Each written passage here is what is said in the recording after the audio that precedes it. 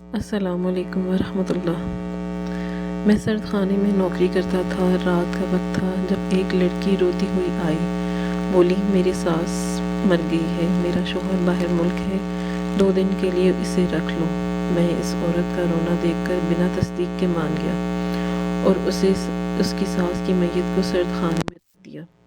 وہ لڑکی چلی گئی جب رات کے 3 بجے اچانک کمرے سے کسی کے رونے کی آواز آئی۔ میں ڈرتے ڈرتے اندر گیا تو جان نکل گئی اس لڑکی کے۔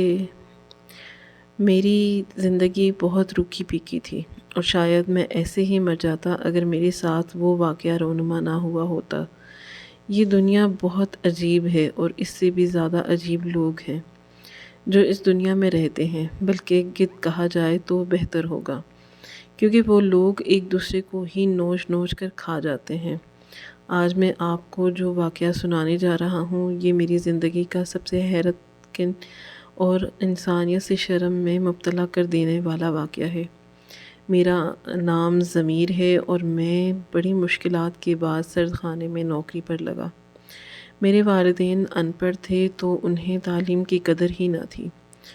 وہی حال میرا بھی ہوا، نہ والدین نے میری تعلیم پر توجہ دی، نہ ہی میں نے اپنی تعلیم کو اہم سمجھا، لیکن آج اس غلطی پر بے حد پچھتاتا ہوں۔ سارا بچپن کھیل کود اور آوارہ گردی میں ہی کٹ گیا۔ جیسے جیسے بڑا ہوتا گیا، والدین بزرگ ہوتے گئے اور دھیرے سے تمام گھر کی ذمہ داریاں میرے کندھوں پر منتقل ہو گئیں۔ ان ذمہ داریوں میں 4 بہنوں کی شادی شامل تھی۔ چونکہ میں اکیلا ہی بھائی تھا، سو اپنی اور 4 بہنوں کو ان کے گھر کے کرنے کی ذمہ داری میرے کندھوں پر ڈال دی گئی، جس میں نہ چاہتے ہوئے بھی میں بخوشی قبول کیا۔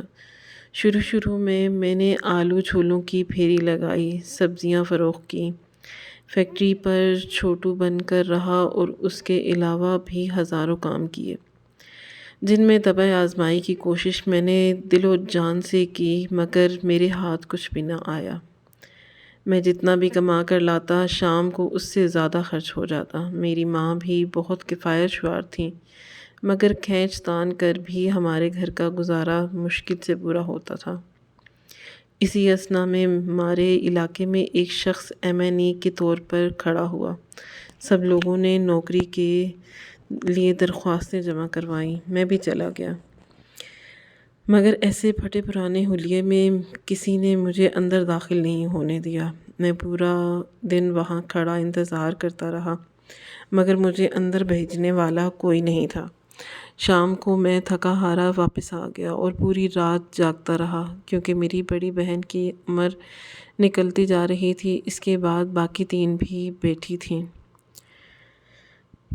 ان کی ذمہ داری کے بوجھ نے میری کمر توڑ کر رکھ دی تھی۔ میں مکمل ارادہ کر چکا تھا کہ اب کل مجھے کچھ بھی کرنا پڑا میں کر کے ہی رہوں گا، چاہے چوری ہی کیوں نہ کرنی ہو۔ میری بڑی بہن کا ایک رشتہ آیا ہوا تھا، اگر ہمارے ہاتھ میں کچھ ہوتا تو ہم ہاں کر دیتے، مگر یہی تو مسئلہ تھا کہ ہاتھ خالی تھے۔ اگلی صبح میں فجر کے وقت ہی گھر سے نکل آیا اور M&E کے گھر کے باہر کھڑا ہو گیا۔ جیسے ہی وہ واک کرنے باہر نکلا، میں اس کے سامنے ہاتھ جوڑے کھڑا ہو گیا کہ سرکار، اگر آپ نے میری مدد کی تو میں بہت سے غلط کاموں میں شاید ملوث ہو جاؤں اور پھر میری واپسی مشکل ہو جائے گی۔ میرے گھر میری 4 کنواری بہنیں تھیں، مجھے ان کی شادی کرنی ہے، مجھ حقیر انسان پر تھوڑا رحم کر لیں۔ رب نے آپ کو طاقت سے نوازا ہے، آپ مجھے نوکری دلوا دیں۔ میری بات سن کر وہ شخص سوچ میں پڑ گیا اور مجھے کچھ کرتا ہوں کہہ کر اپنی واک پر چلا گیا۔ میں مطمئن ہو کر واپس آ گیا۔ اگلے 2 دن بعد مجھے اسپتال سے پیغام آ گیا کہ تمہیں وہاں نوکری پر رکھ لیا گیا ہے۔ میں خوشباش تیار ہو کر جلدی سے ماں کو اطلاع دے کر پہنچا تو میرے سارے ارمان بھگ سے اڑ گئے۔ مجھے سرد خانے میں نوکری ملی تھی۔ پہلا دن تو وہاں بہت ڈرتے ہوئے گزرا۔ واپسی پر میں ماں کے پاس چلا گیا اور اسے کہا کہ میں پیسے لاؤں گا، پھر چاہے مجھے کچھ بھی کیوں نہ کرنا پڑے، لیکن میں مردہ خانے میں سارا دن مردوں کے ساتھ نہیں رہ سکتا۔ ماں نے مجھے بہت سے دلاسے دیے کہ سرکاری نوکری ہے، تو اسے مت چھوڑ، اگر تو گناہ سے پیسے کمائے گا تو ہماری بخشش نہیں ہوگی، وغیرہ وغیرہ۔ بالآخر میں ان سب کے ہاتھوں مجبور ہو کر اگلے دن بھی نوکری پر چلا گیا۔ میرا کام مردوں کو ٹیگ لگانا اور انہیں سرد خانے میں رکھنا تھا۔ مجھے اس کام سے بہت کراہیت آتی تھی، مگر مجبوری کا نام زندگی، سو مجھے بھی وہ کام کرنا پڑا۔ میں وہاں اچھے سے کام کرنے لگ گیا اور جلد ہی بڑی بہن کی شادی کر دی۔ وہ اپنے گھر خوش تھی اور میں اپنے گھر اس بات پر خوش تھا کہ چلو ایک ذمہ داری کم ہو گئی۔ اسی طرح کرتے کرتے باقی 3 بہنوں کی بھی شادی کر دی، مگر ان سب میں میری عمر نکل چکی تھی۔ میں تقریباً 40 سال کا ہونے والا تھا۔ میری تمام بہنیں اپنے گھر خوش تھیں اور ان کے بچے بھی تھے۔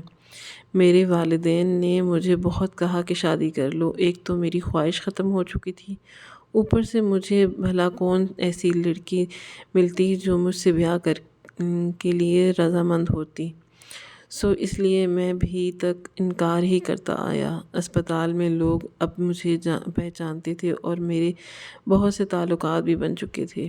ایک روز میری نائٹ شفٹ تھی جب میری زندگی میں وہ واقعہ رونما ہوا اور میری پوری زندگی الٹ پلٹ گئی، بلکہ وہ واقعہ کسی اور کے لیے بے حد دردناک تھا مگر میرے لیے زندگی جینا آسان کر گیا۔ میں سرد خانے میں بیٹھا سگریٹ پی رہا تھا، اکثر رات کو ایسے ہی نیند بھگایا کرتا تھا جب مجھے کسی کے رونے کی آواز سنائی دی۔ میں چونک کر اٹھا اور محتاط ہوا تو ادھر ادھر دیکھنے لگا، مگر وہ آواز باہر سے آ رہی تھی۔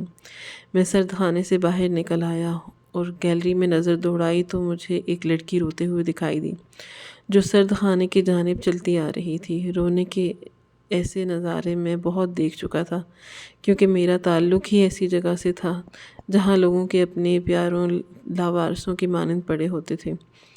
مجھے لگا کہ یہ بھی کوئی ایسا ہی کیس ہوگا، اس لڑکی کا کوئی رشتہ دار یا لاوارثوں کی طرح پڑا ہوگا جس کا اسے علم ہوا تو یہ بھاگتی چلی آئی۔ لیکن وہ لڑکی میری سوچ کے برعکس وہاں آئی تھی۔ وہ میرے سامنے ہاتھ جوڑ کے بے تحاشا رونے لگی اور کہنے لگی کہ اس کی ساس مر چکی ہے، میں صرف 2 دن کے لیے اس کی میت کو سرد خانے میں رکھ لوں۔ میرا شوہر باہر کے ملک میں ہے۔ وہ لڑکی اتنی شدید رو رہی تھی کہ میرا دل اس کی بات پر پیسٹ ہو گیا اور میں مان گیا کہ میرے مان جانے کے بعد وہ کہنے لگی کہ اسپتال والے ایک مردے کو بھی سرد خانے میں رکھوانے کے لیے بہت ذلیل کرتے ہیں، بس 2 دن کی بات ہے، آپ باقی کارروائی رہنے دیں، میں چپکے سے اپنی سانس کو یہاں لے آتی ہوں اور ٹھیک 2 دن کے بعد میں واپس لے جاؤں گی۔ ایک تو رات اتنی تھی، اوپر سے اس لڑکی کا غم کے مارے روئے جانے کا عمل، اوپر سے وہ اکیلی جان، یہ سب حالات دیکھ کر مجھے اس پر ترس آ گیا اور میں نے بغیر کسی کارروائی اور تصدیق کے اس کی ساتھ کو سرد خانے میں رکھ دیا۔ وہ اسپتال کے پچھلے دروازے سے میت لائی اور ویسے ہی میں نے بغیر کچھ دیکھے اس میت کو ابھی باہر ہی رکھ دیا، چونکہ سرد خانے میں مجھے جگہ بنانی تھی جس کے لیے کچھ وقت لگ سکتا تھا۔ میت رکھتے ہی وہ لڑکی میرا بے حد شکریہ ادا کرتی ہوئی واپس چلی گئی اور یقین دہانی بھی کروائی کہ وہ ٹھیک 2 روز بعد واپس آ جائے گی۔ میں نے میت کو ویسے ہی اسٹریچر پر پڑا رہنے دیا اور ایک سائڈ پر کر دیا۔ اگلے 1 گھنٹے میں اس میت کے لیے سب سے آخر والا خانہ خالی کر چکا تھا تاکہ اگر کوئی چیکنگ ہو تو کوئی اسے بغیر ٹیگ کے وہاں دیکھ نہ لے۔ وہ لاش ایک کپڑے میں لپیٹی ہوئی تھی، سو ویسے ہی اسے کھولے بغیر میں نے خانے میں رکھ کے دروازہ بند کر دیا۔ ابھی 2 بجے کا وقت تھا، سو میں جلدی سے اپنا کام سر انجام دے کر باہر گیلری میں نکل آیا اور واش روم کی جانب بڑھا۔ 2:45 ہو چکے تھے جب میں باہر تہجد کے لیے جائے نماز بچھا رہا تھا۔ نماز پڑھ کر جیسے ہی میں نے سلام پھیرا تو مجھے کمرے میں سے ہلکے ہلکے رونے کی آواز آئی۔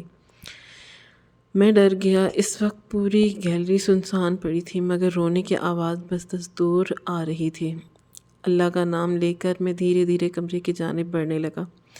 جیسے ہی کمرے میں داخل ہوا رونے کی آواز تیز ہو گئی۔ میں نے محسوس کیا یہ آواز آخری خانے میں سے آ رہی ہے۔ اب میں اس مقام پر تھا کہ نہ تو وہاں سے بھاگ سکتا تھا نہ ہی آگے جانے کی ہمت تھی، لیکن پھر سوچا کچھ بھی ہو مجھے جانا چاہیے۔ فی الحال تو مجھے اپنی غلطی کا احساس ہو گیا تھا کہ اس روتی ہوئی لڑکی کی بات نہیں ماننی چاہیے تھی۔ نہ جانے کیا چیز وہ ادھر رکھنے آ گئی ہے کہ آج پہلی مرتبہ مجھے رونے کی آواز آنے لگی۔ اوپر سے سونے پہ سہاگا یہ ہوا کہ میں نے کوئی تصدیق چھوڑو میت کو دیکھنے تک کا تکلف نہیں کیا، لیکن اب کچھ نہیں ہو سکتا تھا۔ سو بس خود پر قابو پاتے میں جیسے ہی آخری خانے کے قریب پہنچا رونے میں شدت آ چکی تھی۔ وہ رونے کے ساتھ ساتھ خانے کے اندر سے ایسی آوازیں آ رہی تھی گویا کوئی دیواریں پیٹ رہا ہو۔ اب مجھے شک نہیں آن گھیرا تو میں نے ایک لمحہ ضائع کیے بغیر خانہ کھولا۔ اندر وہ وجود جسے میں نے میت سمجھ کر رکھا تھا وہ کپڑے میں لپیٹی بے تڑپ رہی تھی اور رونے کے ساتھ ساتھ غوں آوازیں بھی نکال رہی تھی۔ مجھے یقین ہو چکا تھا کہ وہ وجود مردہ نہیں بلکہ زندہ ہے۔ سو فٹافٹ میں نے اسے باہر نکال کر اسٹریچر پر منتقل کیا اور کپڑا کھولنے کے بجائے پھاڑ دیا۔ وہ کپڑا پھاڑتے ہی اندر کوئی خاتون بے تحاشا تڑپنے کے بعد اب بے ہوش ہو چکی تھی۔ چونکہ اتنے سال ہسپتال رہنے کے بعد مریض کو ہوش میں لانے کا طریقہ تو جانتا تھا، لیکن اس سے پہلے میں نے اسے قید سے آزاد کیا۔ ہاں، اس خاتون کے منہ پر پٹی باندھی ہوئی تھی اور ہاتھ بھی زور سے بندھے ہوئے تھے۔ باندھنے کے بعد پیروں کو بھی باندھا گیا تھا۔ اسے کھولتے ہوئے مجھے احساس ہوا تھا کہ اگر آج میں ڈر جاتا یا اس نہ بچاتا تو یہ سچ مچ مر جاتی۔ وہ خاتون بہت خوبصورت تھی، مگر رسیاں اور پٹیاں کھولنے کے بعد ہاتھ، منہ اور پیروں پر نشانات پڑ چکے تھے۔ اس کے چہرے پر آنسوؤں کے نشانات جم چکے تھے۔ اسے مکمل طور پر آزاد کرنے کے بعد میں نے وہیں قریب کسی کرسی پر بچھائی اور اس کے ہوش میں آنے کا انتظار کرنے لگا۔ جانتا تھا کہ وہ شوق کی وجہ سے بے ہوش ہوئی تھی، اس لیے اسے کوئی اور دوا دینے کی ضرورت نہیں۔ تقریباً فجر کے وقت اسے ہوش آیا۔ ہوش میں آتے ہی سب سے پہلے میں نے اسے پانی پلایا اور پھر ایک طاقت کا ٹیکا لگا دیا۔ چند لمحوں بعد جب وہ مکمل طور پر حواسوں میں آئی تو اچانک پریشان ہو گئی اور بوکھلا کر اٹھ بیٹھی۔ میں نے اسے پرسکون ہونے کا کہا، جس پر وہ عجیب شکی نگاہوں سے مجھے دیکھنے لگی۔ اب سچ بتانے کے سوا کوئی چارہ نہیں تھا۔ اگر میں سچ نہ بتاتا تو نہ جانے وہ کیا سوچتی۔ سو میں نے اسے روتی ہوئی لڑکی سے لے کر اب تک کی مکمل داستان سنا دی۔ میری بات سن کر وہ چند لمحے گنگ حالت میں بیٹھی رہی، پھر پھوٹ پھوٹ کر رو دی، جس سے میں گھبرا گیا تھا۔ اگر کوئی اور سن لیتا تو بہت مسئلہ کھڑا ہو جاتا۔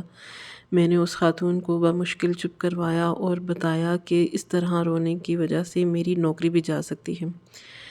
خیر وہ چپ کر گئی اور لیٹ کر سو گئی۔ میں کچھ نہیں کر سکتا تو سوائے انتظامیہ کے وہ خود بتائے اس پر کیا بیتی، مگر وہ گہری نیند شاید سکون کی نیند سو چکی تھی۔ اب وہ میری ذمہ داری تھی، سو میں نے صبح کی شفٹ والے ملازم سے کہہ دیا کہ میں اس کی جگہ ڈیوٹی دے دیتا ہوں اور اگلی مرتبہ میری جگہ ڈیوٹی دے دے، جس پر وہ بخوشی مان گیا۔ صبح اس خاتون کے اٹھنے سے پہلے میں ہوٹل سے ناشتہ لے آیا اور کمرے سے باہر آ کر اپنی مخصوص جگہ پر بیٹھ گیا۔ تقریباً 1 گھنٹے بعد مجھے اندر شور سنائی دیا تو میں واپس گیا اور اسے ناشتے کی جانب اشارہ کر کے کھانے کا کہا، جس پر وہ مجھے بس دیکھ کر رہ گئی، مگر پھر سر ہلا کر پاس پڑی پانی کی بوتل سے ہاتھ دھوئے اور کھانا کھانے لگی۔ کھانا کھا کر تمام برتن ایک جانب رکھ دی اور جوتے پہن کر باہر کے دروازے کی طرف بڑھتی جب میں نے جلدی سے اسے روکا اور کہا کہ دیکھیں آپ جو بھی ہیں، اس وقت آپ کی حالت اچھی نہیں، بہت کمزوری ہے۔ دوسری بات، آپ کو یہاں جو لڑکی چھوڑ کر گئی تھی، واپسی پر وہ مجھ جیسے شریف انسان کو کسی بھی مقدمے میں پھنسا سکتی ہے۔ سو جب تک وہ واپس نہیں آتی آپ کو یہاں رکنا ہوگا۔ میری بات کے جواب میں اس نے مجھے عجیب طریقے سے گھورا، جس پر میں نے بھی سر جھکا لیا۔ کچھ دیر کے بعد اس کی نحیف آواز اب میرے کانوں میں پڑی۔ وہ نہیں آئے گی۔ وہ عورت بے انتہا خوبصورت تھی اور ایسی عالمین اداسی میں وہ کسی قیامت سے کم نہیں لگ رہی تھی۔ خود کو سرزنش کر کے میں نے نگاہیں نیچی کی اور دھیمے لہجے میں پوچھا، آپ کو کیسے پتا وہ واپس نہیں آئے گی؟ کیا پتا آپ کوئی مجرم ہو، ورنہ کوئی ایسے بری طرح باندھ کر آپ سے جان کیوں چھڑوائے گا؟ کیا پتا میں مظلوم ہوں جسے چھٹکارا پانے کی خاطر اسے سرد خانے میں چھوڑ کر جایا گیا ہو۔ اب وہ عورت میرے دو بدو کھڑی جواب مانگ رہی تھی، مگر میں اس بات کا کوئی جواب بھی نہیں میرے پاس تھا۔ ٹھیک ہے، اگر آپ مظلوم ہیں تو مجھے آپ اپنی داستان سنا سکتی ہیں، تاکہ میں اندازہ کر سکوں کہ آپ کتنی قصوروار ہیں اور کتنی نہیں۔ میری بات پر وہ فوراً سے بولی، میں آپ کو اپنی داستان کیوں سناؤں؟ کیوں میں آپ کو اپنے قصور ہونے کا ثبوت دوں؟ اس کی بات بالکل ٹھیک تھی، لیکن میرا نقطہ نظر بھی واضح تھا۔ دیکھیں محترمہ، جب تک آپ مجھے حقیقت سے نہیں بتائیں گی، میں آپ کو یہاں سے جانے نہیں دے سکتا، پھر چاہے میری نوکری ہی کیوں نہ چلی جائے۔ میری بات پر وہ گہری سانس بھر کر رہ گئی اور واپس اسی اسٹیشن پر جا بیٹھی۔ کرن کی کہانی جو اس نے مجھے سنائی تھی، آپ سب کو بھی میں اسی کی زبانی سناتا ہوں۔ میں امی اور ابو کے ایک مکمل خاندان تھے، ہمیں غموں سے آشنائی ہی نہ تھی۔ بس امی ابو کو صرف ایک بیٹا نہ ہونے کا غم رہا، باقی ہماری ایک زندگی بہت خوبصورت تھی۔ ہم سکھوں اور دکھوں کے برابر کے شریک تھے۔ میرے والدین مجھ سے بے حد محبت کرتے تھے اور میری ہر بات، ہر خواہش پوری کرنا تھا ان کے فہرست میں ہمیشہ سب سے پہلے آتا تھا۔ شاید ہماری خوشیاں ایسی ہی برقرار رہتی اگر میری زندگی میں ماہم نہ آتی۔ ماہم اور میری بہت اچھی دوستی تھی۔ ہمارا اٹھنا بیٹھنا، ہر ایک کام ایک دوسرے کے ساتھ تھا۔ انہی دنوں ہماری ڈگری مکمل ہو گئی اور میرے والدین نے رشتہ دیکھنے شروع کر دیے۔ اسی دوران پرویز کا رشتہ میرے لیے آ گیا۔ پرویز کے والدین نے مجھے دیکھتے ہی پسند کر لیا اور اگلے مہینے ہماری منگنی ہو گئی۔ میرے لیے یہ ایک روایتی رشتہ تھا۔ میں آگے بڑھنا چاہتی تھی، مگر یہ شادی میرے لیے رکاوٹ بن رہی تھی۔ تبھی میں نے ماہم کے سامنے اپنا مسئلہ بیان کیا۔ میں نے بتایا کہ ابھی مجھے مزید پڑھنا ہے۔ پرویز کا رشتہ مجھے بہت پسند تھا، لیکن مجھے بھی مزید پڑھنا ہے۔ ماہم کو یہ سب بتاتے وقت میں نہیں جانتی تھی کہ اپنے لیے میں گڑھا کھود رہی ہوں۔ اگلے چند دنوں میں ماہم کو ایک لڑکا پسند آ گیا اور وہ دن رات اس سے باتیں کرتی رہی۔ اکثر اوقات مجھے بھی اپنے پاس بٹھا لیتی۔ ایک دو مرتبہ تو ایسا بھی ہوا کہ وہ لڑکا ماہم سے ملنے آیا اور وہ مجھے بھی اپنے ساتھ لے گئی۔ چونکہ وہ میری بہت اچھی دوست تھی، سو میں اسے انکار نہ کر سکی اور اس کے ساتھ چلی گئی۔ بازار میں مجھے پرویز ملے۔ اس سے پہلے میں انہیں مکمل طور پر دیکھتی، ماہم جلدی سے آگے بڑھی اور کہنے لگی، دیکھیں پرویز، میں کہتی تھی نا کہ کرن کی حقیقت جلد ہی آپ کے سامنے لاؤں گی، تو دیکھیں یہی وہ لڑکا ہے جس سے کرن محبت کے دعوے کرتی ہے۔ اس سے پہلے میں ماہم کی کہی باتوں کی تردید کرتی، وہ لڑکا بھی آگے بڑھا اور پرویز سے کہنے لگا، کرن کو چھوڑ دیں، ہم دونوں ایک دوسرے سے بہت پسند کرتے ہیں، بس یہی سے میرا برا وقت شروع ہو گیا۔ پرویز نے مجھ سے منگنی ختم کر دی۔ کچھ دیر گزرنے کے بعد میرے والدین نے ایک اور جگہ میرا رشتہ طے کر دیا۔ چونکہ میں ماہم کو بلاتی نہیں تھی، سو اس نے ایک چال چلتے ہوئے مجھے ادھر اس سرد خانے میں بند کروا دیا۔ مجھے بتایا گیا کہ ماہم کا بہت برا ایکسیڈنٹ ہوا ہے۔ میں اسی غم میں جلدی سے بتائے کیے بغیر پہنچی تو ماہم نے وہاں مجھے ہاتھ اٹھایا اور اسی سابقہ لڑکے کے ساتھ مل کر مجھے یہاں چھوڑ گئی، جس نے پرویز سے منگنی توڑوانے میں ماہم کے ساتھ دیا تھا۔ اتنا کہہ کر کرن چپ ہو گئی۔ مجھے وہ پہلی نظر سے ہی کوئی مظلوم لگ رہی تھی، مگر میں نے اسے مجرم صرف اس لیے کہا تھا تاکہ وہ مجھے اپنی داستان سنائے اور شاید میں اس کی کچھ مدد کر سکوں۔ اب چونکہ میں سب کچھ جان گیا تھا، مگر یہ نہیں جان پایا کہ ماہم نے ایسا کیوں کیا۔ یہی بات میں نے کرن سے پوچھی، مگر کسی اور انداز سے، تاکہ وہ میری نرمی سے فائدہ اٹھا کے بتانے سے انکار ہی نہ کر دے۔ تو محترمہ، آپ کو کیا لگتا ہے جس پر آپ الزام لگا رہی ہیں وہ ایسا کیوں کرے گی؟ میری بات پر وہ ایک دم غصے میں آ کر بھر کہی، الزام آپ کو اب بھی لگتا ہے میں ماہم پر الزام لگا رہی ہوں؟ میں نہیں جانتی وہ ایسا کیوں کر رہی ہے، مگر میرے ساتھ یہ سب کچھ اس نے کیا ہے وہ نہ جانے کیوں مجھے مارنا چاہتی ہے، ویسے بھی میرا کوئی اپنا اس دنیا میں نہیں تھا، ہم جسوں کے ساتھ سب لوگ ایسا ہی کرتے ہیں۔ اب کرن رو رہی تھی، مجھے اس پر بہت ترس آ رہا تھا، مگر کیا کرتا، میں اسے بالکل بھی لچک نہیں دے سکتا تھا۔ اگر ایسا کرتا تو وہ مجھے کبھی کچھ نہ بتاتی۔ میرے والدین ایک حادثے میں جاں بحق ہو گئے تھے، پھر ماہم پر آپ کو ترس آنا چاہیے تھا، اس نے جان بوجھ کر ایسا کیوں کیا؟ کہیں آپ نے تو ماہم کے ساتھ کوئی نقصان نہیں کیا؟ میری بات پر کرن کے چہرے کا رنگ ایک بار بدلا، اور تھوک نکلتے ہوئے بمشکل نفی میں سر ہلایا، مگر یہی مجھ سے چوک ہو گئی۔ اگر میں کرن کو یہاں پکڑ لیتا تو تمام معاملات کھل جاتے، مگر مجھ سے یہی غلطی ہوئی۔ چونکہ میں زمین کی جانب دیکھ رہا تھا تو تمام سوالات کے جواب سن رہا تھا، سو یہاں وہ مجھ سے بچ گئی۔ میں اب مزید اسے وہاں نہیں روک سکتا تھا۔ ٹھیک ہے، میں آپ کو جانے دیتا ہوں، مگر جائیں گی کہاں آپ؟ میری بات پر وہ اپنے گھر کا پتہ دیتی اٹھ گئی، یعنی اب وہ مزید وہاں ایک پل نہیں رکنا چاہتی تھی۔ میں چپ چاپ اسے جاتا دیکھتا رہا۔ گھر آ کر پورا وقت میرا بہت بے چینی میں گزرا، مجھے بار بار کرن کی فکر ستاتی رہی۔ اگلے روز نہ چاہتے ہوئے بھی میں اس کے گھر چلا گیا۔ دروازے کے باہر ہی کھڑا سوچ رہا تھا کہ اندر جاؤں یا نہیں، تبھی اس کے گھر کا دروازہ کھلا اور وہ باہر نکلی۔ باہر نکلتے ہی سامنے مجھے کھڑے دیکھ کر ٹھٹک گئی۔ چند لمحے وہ ویسے ہی کھڑی رہی، پھر کچھ سوچ کر مجھے اندر آنے کا راستہ دیا۔ بیٹھک میں بٹھا کر وہ میرے سامنے ہی کرسی پر براجمان ہو گئی۔ میں نے آپ کی طبیعت کا پوچھنا تھا، میں نے ہچکچاتے ہوئے بات شروع کی۔ آپ کے اور میرے تعلقات ایسے نہیں کہ حال احوال پوچھنے کی نوبت آئے، اس لیے مدعا بیان کریں۔ میں یہاں گھر میں اکیلی رہتی ہوں اور نہیں چاہتی کہ آپ کی موجودگی میرے لیے مشکلات کا باعث بنے۔ کرن جیسے دکھنے میں تھی ویسے ہی اس کا انداز تھا، بالکل دو ٹوک۔ مدعا تو کوئی نہیں، مجھے بس آپ کی طبیعت معلوم کرنی تھی، اس کے علاوہ کچھ نہیں۔ اتنا کہہ کر میں اٹھ گیا اور جاتے جاتے میز پر اپنا فون نمبر بھی چھوڑ دیا۔ یہ میرا نمبر ہے، اگر کبھی کوئی مسئلہ ہو تو آپ مجھ سے رابطہ کر سکتی ہیں۔ اور یہ کہہ کر میں باہر نکل آیا۔ واپسی پر میرے قدم بہت بھجے ہوئے تھے، بالکل بھی امید نہیں تھی کہ وہ ایسے بات کرے گی، لیکن کرن بھی اپنی جگہ درست تھی۔ وہ اکیلی گھر میں رہتی تھی، پھر اگر کوئی اس پر شک و شبہ کرتا تو کتنی خرابی ہوتی۔ واپسی جاتے ہوئے مجھے خیال آیا ارد گرد سے معلوم کروں کرن کے والدین کیسے فوت ہوئے، کیونکہ کرن نے مجھے اس کے متعلق کچھ نہیں بتایا تھا۔ یہی سوچ کر اس کے گھر سے بالکل تھوڑے فاصلے پر میں نے ایک دکاندار سے پوچھا کہ یہاں جو بھائی صاحب رہتے تھے وہ کہاں گئے؟ میری بات پر اس دکاندار نے حیرانگی کا اظہار کیا۔